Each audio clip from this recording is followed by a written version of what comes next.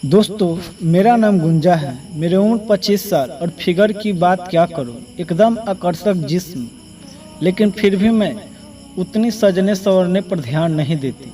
मैं और मेरे पति, मेरे जेठ और उनकी पत्नी विभा, हम लोग सब साथ में ही रहते थे। मेरे पति काम के सिलसिले में बहुत बार घर से बाहर ही रहते हैं, लेकिन फ़ोन पर हम घंटों बातें करते हैं।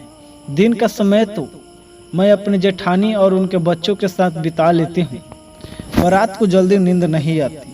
उसका क्या करूँ? मेरा पति काम के सिलसिले में बहुत बार घर से बाहर ही रहते हैं। कभी कभी तो मन करता है काश मेरे पति मुझे भी अपने साथ ले जाते, क्योंकि रात को जेठ जी के रूम बहुत ही ज़्यादा कामुक आवाज़ें आती है जो मुझे पागल कर देती है। एक बार की बात है, जब मेरे कमर में दर्द हो रहा था तो मेरे जेठ का बड़ा बेटा करण बोला, चाची जी आपकी मालिश करने की ज़रूरत है। तो मैं बोली, तू कर देगा मेरी मालिश? वो मान गया और उसने तेल से मालिश शुरू कर दी। इसके हाथ के स्पर्श से मैं गर्म हो गई और आह आह की आवाज़ें निकलने लगी।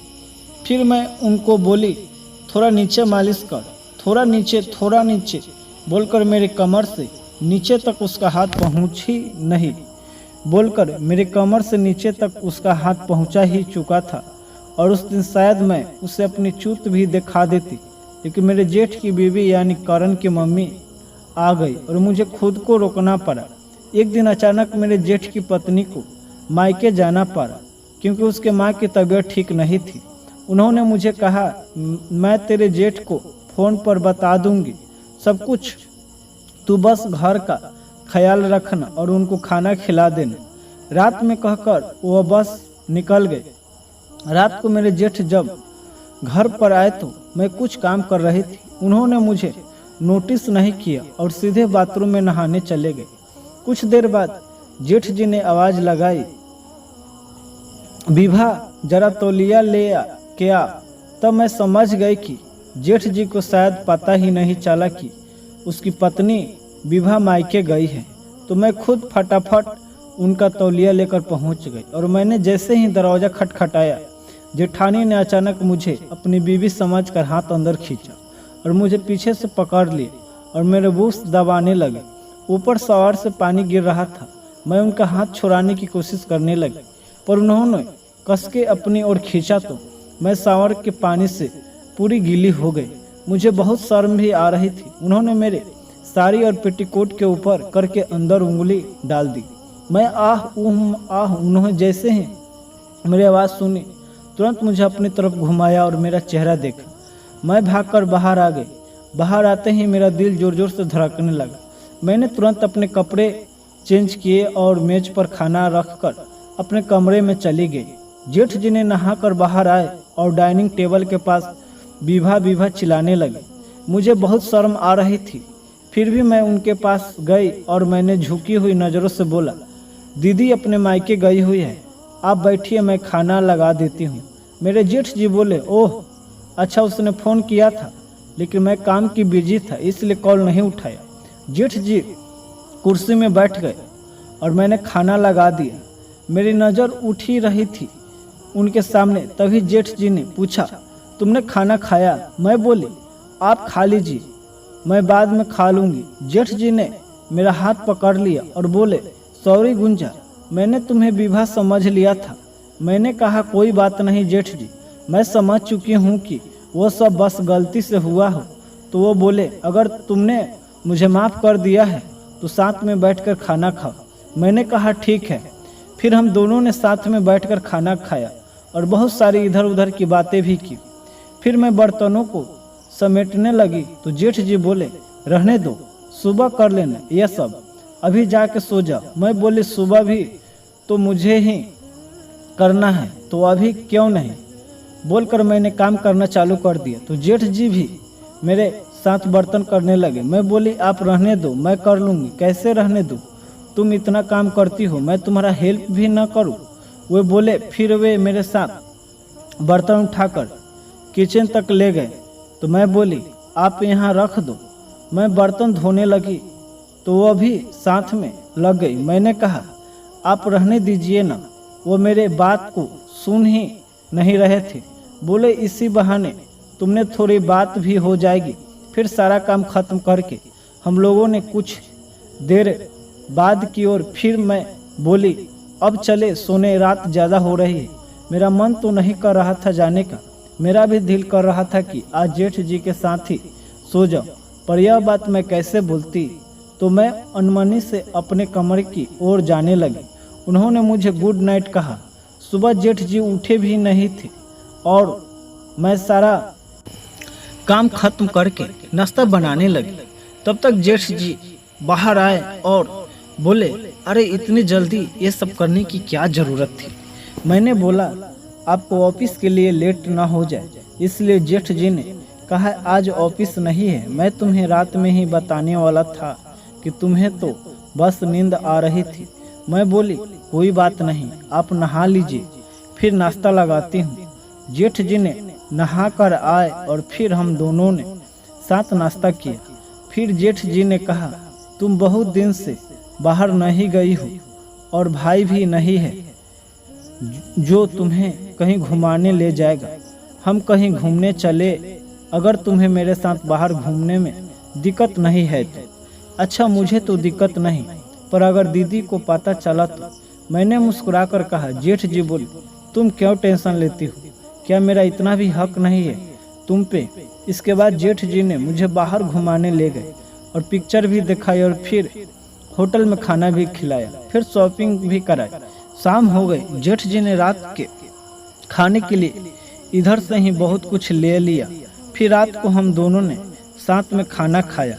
आज मैं काफ़ी धूल मिल गई थी जी से। मैंने लास्ट में बोला, आपने अपने छोटे भाई की कमी आज पूरी कर दी, आप बहुत अच्छे हैं। वो बोले, वो कमी कैसे मैं पूरी कर सकता हूँ, वो तो मेरे बस में नहीं। मैं शर्मा गई और बोली, अभी न। जेठ जी थोड़ी देर बाद बोले, चलो रात हो गई बहुत। मैं उठकर अपने कमरे में जा रही थी कि जेठ जी ने हाथ पकड़ लिया। तब मैं नज़रें झुकाकर खड़ी रही और वो बोले, तुम चाहो तो आज सारी कामी पूरी कर देता हूँ। मैं भी ज़्यादा पानी हो गई। जेठ जी सब कुछ समझ गए और मेरा हाथ छोड़ दिए। मैं अब कंफ्यूज भी थी कि अपने रूम में जाऊं या जेठ जी के बाहों में भर लूं। तो धीरे धीरे आगे बढ़ने लगी। जेठ जी ने पीछे से आए और पकड़ लिए मेरी कमर को।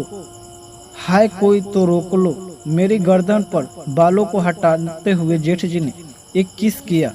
हाय, मैं तो शर्म से मर जाऊंगी। आज उन्होंने मेरी पीठ पर किस किया और फिर कमर पर, फिर हाथ आगे करके मेरे बूस को पीछे से पकड़ लिया। आह जेठ जी, प्लीज छोड़ दीजिए ना। जेठ जी ने ब्लाउज को मुंह खोला और मेरे बूस को सहलाने लगे। आह ऊ आह। फिर जेठ जी ने मुझे अपनी तरफ घुमाया, मेरे चेहरे के ऊपर किया और ओठों पर उंगली फिरते हुए गर्दन को पकड़कर मेरे ओठों पर अपने ओठ रख दिए। वे मेरे निचले ओठ को अपने मुंह से चूसने लगे। सच में आज पता चला कि कितने रोमांटिक है।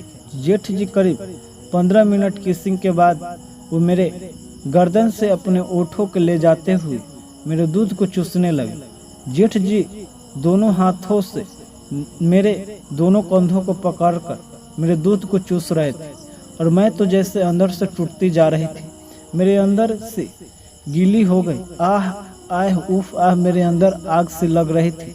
जेठ जी ने मुझे पूरी नंगी किया और अपने गोद में उठाकर ले जाने लगे। बेडरूम के अंदर सच में क्या सीन था। उन्होंने मुझे बेड पर पटका और जल्दी जल्दी अपने सारे कपड़े उतार लिए। मैंने देखा मोटा काला सा केला जेठ जी का। जेठ जी ने मुझे कस के अपनी बाहों में जकड़ लिया और किस करने लगे। फिर मुझे बैठाया और अपना केला मेरे सामने रख दिया। मैं सोच रही थी कि क्या करूँ इसका। मैं बस आंखें फाड़ कर देख रही थी। फिर मैंने उसे अपने हाथ में पकड़ा। जेठ जी ने बोला, डार्लिंग इसे मुंह में ले लो। अभी तक तो मैंने अपने पति का भी मुंह में नहीं लिया था। मैं सोच ही रही थी कि जेठ जी ने मुंह को पकड़कर अंदर डाल दिया। जेठ जी मेरे बालों को पकड़कर मुंह के अंदर बाहर करने लगे। मेरे गले में गहराई तक जा रहा था और मेरे मुंह लार से निकलने लगी। जेठ जी बोले, तुझे तो चूसना नहीं आता। मैं चुप रही। जेठ जी मुझे लिटाया और मेरी दोनों टांगों को जहाँ तक हो सकता है फैला दिया।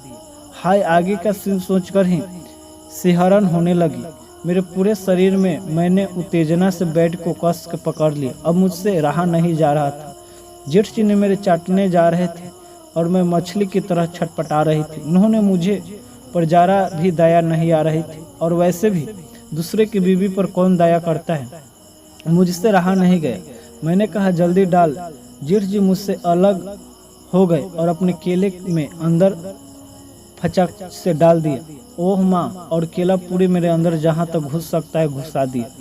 मेरी तो बिल्कुल सांस रुक सी गई थी। अब जेठ जी भी कभी अंदर करते कभी बाहर। इतनी जोर से धक्के मार रहे थे कि मेरे पूरे अंदर बेड में धंस जाती और मैं हर धक्के में जोर जोर से सिसका कर उठती। ओह माँ, ओह, मुझे कुछ बोलने की ज़रूरत ही नहीं पड़ती।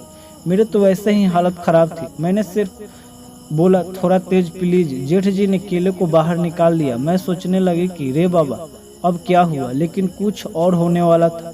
जेठ जी ने मेरे दोनों पैर अपनी कमर पर फंसा कर रखे और केलों को घुसाया। फिर उन्होंने मुझे इस पोजीशन में अपने गोद में उठा लिया और फिर लगे सेक्स करने।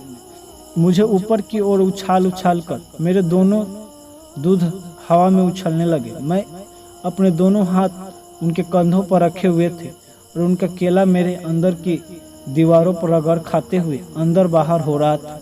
आह आह, उसके काफ़ी देर बाद उन्होंने मेरे अंदर अपना रस बरसा दिया और मुझे दबोचकर बिस्तर पर लेट गए। कुछ ही देर में हम सो गए। अगर ये कहानी अच्छी लगी हो तो लाइक एवं शेयर एंड सब्सक्राइब जरूर करें।